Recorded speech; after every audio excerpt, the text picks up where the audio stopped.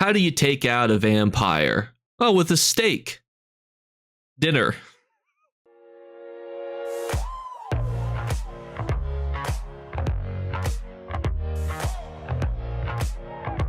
What's going on, YouTube? With mid-year Mayhem, or as it's also known, Whitestrakes Mayhem, right around the corner, we need to break down all the best ways to utilize this event, because starting February 20th, you'll be able to get some really good PvP and PvE rewards. Now you might be thinking to yourself, Jake, there's PvE in a PvP event? Isn't that a bit of an oxymoron? And we're going to talk about that today and more in this video. And also, please like the video and subscribe. We're less than 40 subs away from our next milestone. So thank you guys again. Let's jump into it. And as always, a link to this article in the comments below. We'll be talking about quite a few things. The most generic thing, though, here is that it starts February 20th, and it's going to run all the way until March 4th at 10 a.m.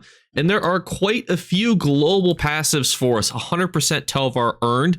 Does not include kills. That's, you can't kill their players and, double their Telvar from them.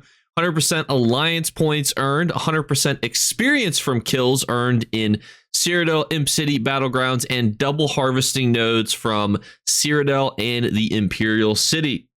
They also point out, too, that you can use these additional bonus factors to get additional Alliance War rank. A lot of you guys might be thinking to yourself, Jake, I have no idea what Alliance War rank is. Why do I want it? Why do I care? Well, I'm going to tell you. So your Alliance War rank is right here, right there.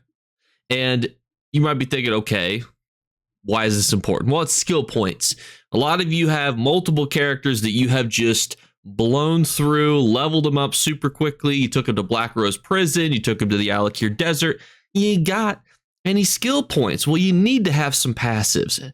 One of the best ways to get easy passives is during an event like Mid-Year Mayhem, where you can get double AP, and then you can also stack on top of that another, modifier to get Alliance rank even higher, and you get that even higher as well. And you can also use that for your support as well as your assault line, which can also be great to level up as well. Those just level up naturally just by gaining Alliance points. And as always, if you head to the announcement tab, you can find the quest to get started. But relatively, the actual event portion is straightforward. You get 2 tickets for completing any Cyrodiil or Battlegrounds daily quests. Those include the board, Conquest board, Town dailies, Battleground dailies. So if you're more of a pacifist, you can get the Scout daily, which is literally just like go to this place, write down a piece of paper, and then run home, and then you're hunky-dory, you're good to go. And then the other ones are PvE technically, but it is inside the Imperial City. I will tell you, though, a little bit of a trick here. So if you were to look at the Imperial City, so it said you had to complete one of the districts. Well, you can actually complete all of the districts. You can see that there are 6 here, and then you can turn in 1 per day, which just makes it easier to do that way. You don't have to go to the Imperial City once per day. It might be really busy one day, and you could just kind of crank through it. When you have time on like a weekend or something, when the event starts, on a Thursday, and then you're, got a little more time to yourself. And you might be thinking, how do I gain these Pellinnor's reward boxes, Jake? Well, it is super easy. They give you all these options here, but really you can boil it down to just gain Alliance points. That's it. You just need to acquire Alliance points, and you will be gaining the ability to get these. Anytime you would be getting rewards of the worthy, you also get these. Now, you can also do the quests, and on the quest turn in, you can get these boxes and different things too. But generally, it's very straightforward. Gain Alliance points, gain reward boxes. That simple. And you can see this is the new style that will be coming out this year, which actually looks really sick. And you can see that you're actually guaranteed to get one of these styles per account per day for your first reward box that you get. I would sell these immediately, buy them back at the end of the event, because realistically, these things are very expensive at the beginning of the event, and they almost lose the majority of their value by the end. And definitely there's going to be some pieces on this that are worth more. This chest piece, shoulder, helmet combo looks pretty sick. Hard to see what the legs look like. Gauntlets look a little bit generic, and the belt, belts just generally don't sell for too much, but those are the pieces that I would focus on. But just naturally getting these reward boxes are going to give you transmute crystals, alchemy ingredients, PvP stuff, motif pages for 4 specific styles, that being Daggerfall, Aldmiri, Ebonheart, Akaviri, Cold Harbor, siege weapons, prismatic runes, and books of Pellinor housing items. Now, the books, you could usually just quick sell those. They're not very expensive. But something that people also don't really pay attention to is that Imperial City bosses have a chance to drop the Iliad Lich and the Duvas dual armor style, and those usually really do retain a lot of good value over the event. And you don't see as many people farming the overworld of the Imperial City. There's a lot of other farms we're going to break down, things that people do, but keep in the back of your head, the Imperial City is a good farm to do. That was wrong. Maybe these boots do actually look pretty good, but I'm definitely not sold on the hands. And you'll also be able to get more of the modification pieces for your logic rune extract. This is just a thing that you can use your event tickets on to get, and it will give you a customizable action. You can see here, so there's other rewards you can acquire. It tells you right where you can get it. The Duvas duel has a chance from dropping from Imperial City sweepers and bosses. Generally, you're going to be focused on the bosses. Probably going to be your better odds to just consistently farm those. Iliad Lich has a chance to drop from Pelennor boomboxes after you've acquired the new style for that day. It also can drop from Imperial City sweepers and bosses. Then we also are going to have a whole bunch of other stuff that you can purchase, but some of the stuff has been moved to Bags of Glory. Now, Bags of Glory for this event is probably going to be its own dedicated video because there's a lot of really valuable items in the Bags of Glory. If you don't know what the Bags of Glory are, they're similar to all other ESO events where it's like, it's 2025. You can use 2 event tickets to get an item from previous year's celebration events that's guaranteed to be an item that you don't have, but you can't sell it. So you just use it on yourself and you have something that you guaranteed that didn't have. And that's pretty cool. But that also means that if you're guaranteed to get something you don't have and you've got all the cheap ones from the previous year, well, you can get expensive stuff then, because even though it's unsellable, getting a chess piece that's worth $1 million because you bought the cheap pieces of the other styles is a good way to kind of, edit your RNG to get better rewards and pieces for your event ticket. So that's something it'll dedicate its own video to, breaking down the pieces that you can buy for cheap. But you also can buy some different furniture pieces based on the achievements you have. You can get this laurel that gives you, the Roman emperor look here. You just have to complete these achievements below. This is all the stuff that you're going to be able to buy from the Impresario. You can see all the fragments and things. Nothing here is really going to jump out at me, like companion commendations, not super great. Group repair kits, whatevs. Bound style pages for the new style, whatevs. Just buy them from other players. 2 fragments for the customizable action.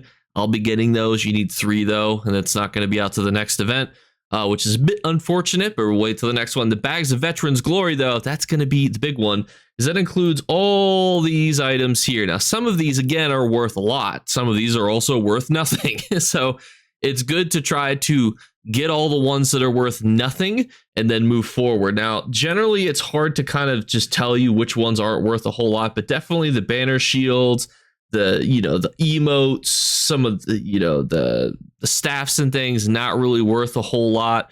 It's really just comes down to certain armor style pages, and we'll break through all of them individually in a separate video. But you can also go here and just look, if you were to click on Sangrator, you can see what it looks like.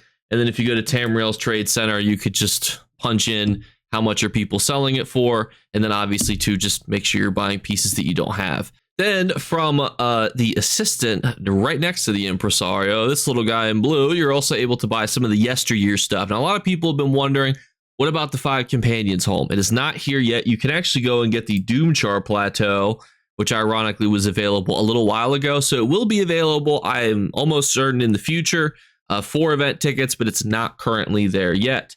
Also, another thing that's currently available will also get its own dedicated video because it confuses people, is that you'll be able to get certain Indrakes.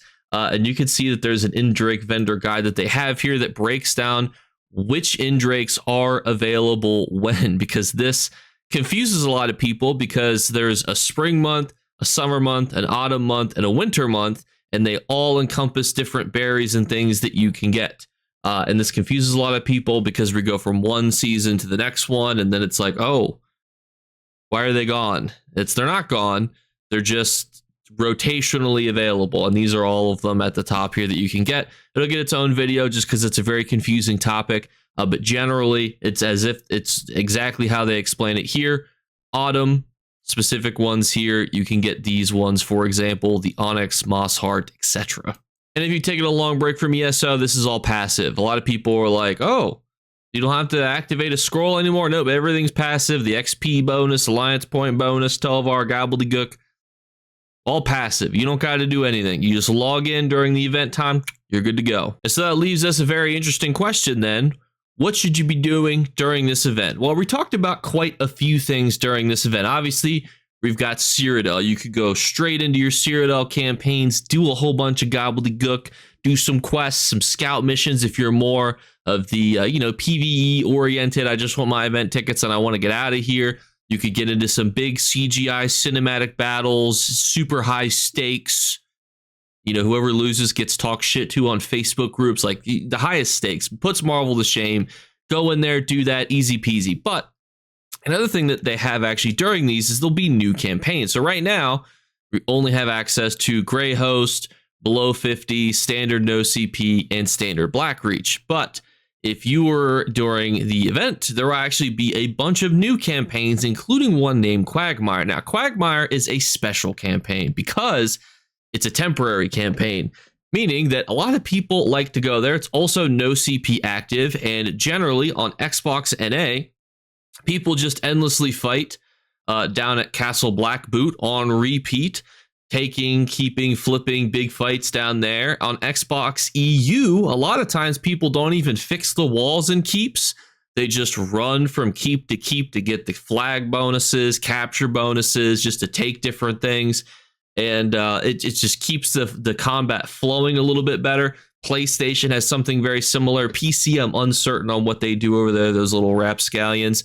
But it's something to note that sometimes during the Quagmire campaign, it will just devolve into just chaos for, not fixing walls, taking flags, going places, and getting all of the little bonuses and things.